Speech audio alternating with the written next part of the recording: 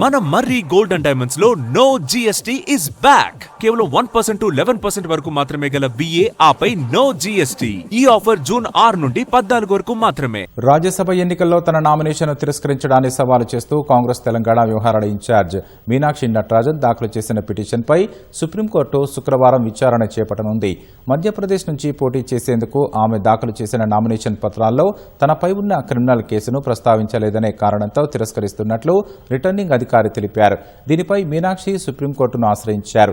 Meenakshi petition అంశాన్ని ప్రస్తావించిన senior న్యాయవాది అభిషేక్ మను సింఘ్వి నామినేషన్ పత్రాలను తప్పుగా తిరస్కరించారని, తక్షణమే విచారణ చేపట్టాలని ధర్మాసనాన్ని అభ్యర్థించారు.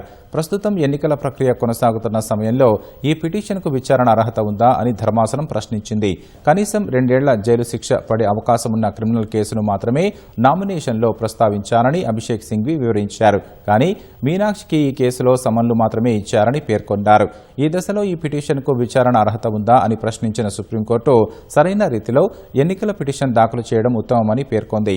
మీనాక్షి పిటిషన్ను ప్రస్తావించడాన్ని ఈసీ తరపు న్యాయవాది డిఎస్ నాయుడు తప్పుపట్టారు. పిటిషన్ కాపీని కూడా తమకు అందించలేదని తెలిపారు. ఫలితంగా శుక్రవారం ఈ అంశాన్ని పరిశీలిద్దామని సుప్రీంకోర్టు సూచించింది.